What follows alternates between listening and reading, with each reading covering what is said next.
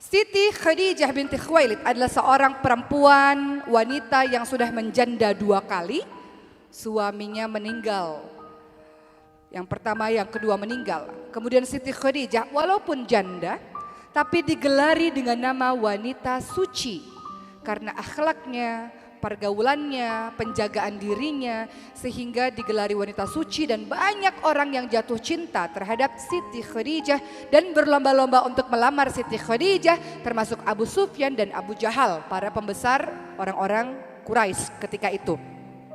Namun Siti Khadijah tak seorang pun yang dapat menaklukkan hatinya, sampailah kemudian beliau mendengar ada seorang pemuda yang diberi julukan Al-Amin, terkenal dengan julukan Al-Amin, yaitu terpercaya, akhlaknya, perbuatannya terpercaya.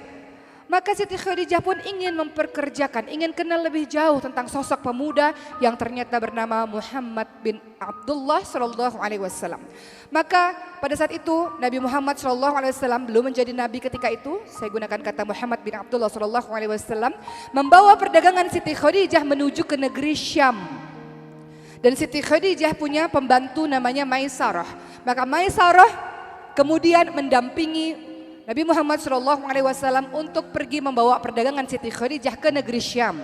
Ternyata perdagangan itu mendatangkan keuntungan yang berlipat-lipat.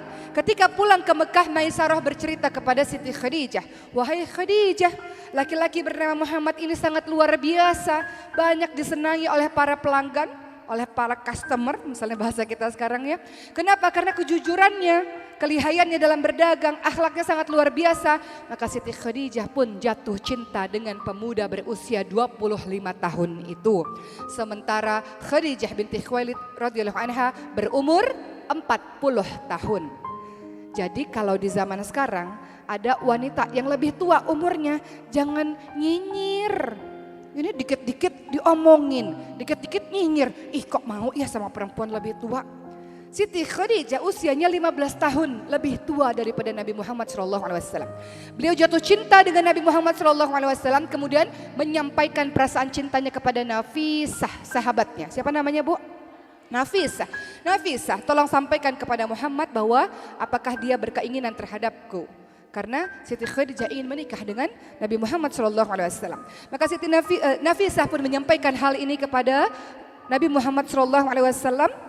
Dan kemudian disampaikan berita ini ke paman-pamannya Muhammad bin Abdullah SAW, dan kemudian akhirnya meminang Siti Khadijah. Dari pernikahan Siti Khadijah dengan Nabi Muhammad SAW dianugerahi berapa orang anak, ibu-ibu sekalian? Berapa? Masih ada yang nggak tahu anak-anaknya Nabi Muhammad dan Siti Khadijah berapa jumlahnya? Berapa? Berapa? 4? Kok korupsi? Berapa, Bu? 6. Berapa? Masa ada yang bilang 1 anaknya Nabi Muhammad sama Siti Khadijah? Siapa? Fatimah. Aku tahunya cuma Fatimah gitu. Anak-anak Nabi Muhammad dengan Siti Khadijah berjumlah 6 orang. Anak-anak Nabi Muhammad ada 6 orang. Pertama Qasim, kedua Abdullah, Zainab, Ruqayyah, Ummu Kulsum, Fatimah. Itu lagunya Maryam, anak saya nomor 1 tuh di TK-nya. Jadi anak-anak Nabi Muhammad SAW dengan Siti Khadijah adalah 6 orang anak. Dianugerahi pernikahan yang sangat membahagiakan. Namun menjelang Rasulullah SAW berusia 40 tahun. Rasulullah SAW sering sekali menyendiri di Gua Hiro di atas Jabal Nur. Siapa pernah ke sana, Ibu? Semuanya semoga pernah pergi umroh dan haji insya Allah. Dan satu hari nanti akan pergi ke sana insya Allah. Supaya kalau ada kesempatan bisa mendaki Jabal Nur yang di atasnya ada Gua Hiro. Muhammad bin Abdullah SAW menyendiri di situ merenung akan apa yang terjadi di kota Mekah. Kenapa orang-orang memiliki akhlak yang demikian? Orang-orang Mekah pada saat itu.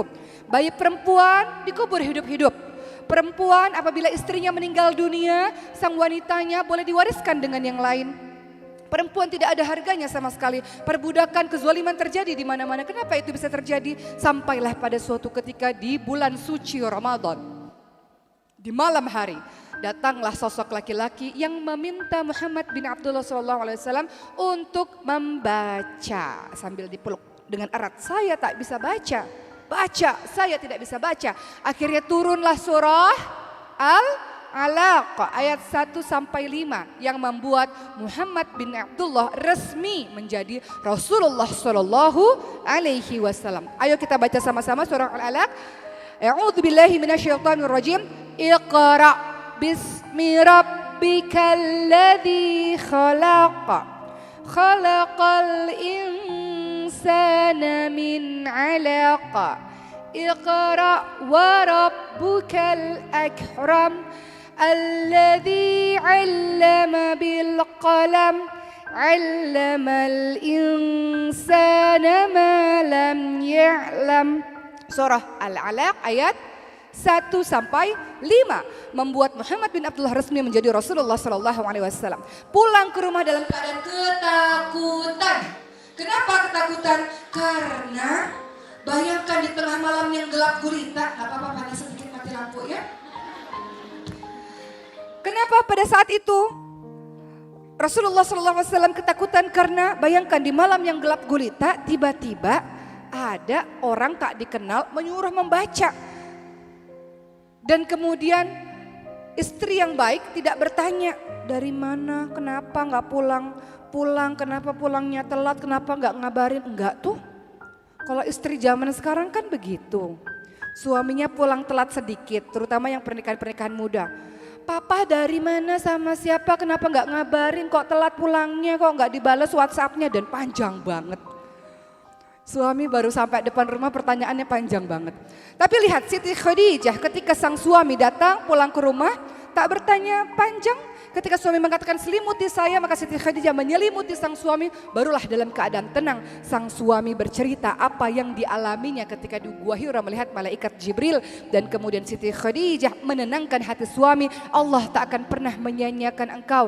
Allah tidak akan pernah mengabaikan engkau. Engkau orang baik suamiku. Engkau menyambung tali silaturahim. Engkau membantu orang-orang miskin. Engkau adalah orang yang memiliki akhlak terpuji. Engkau adalah orang yang terpercaya.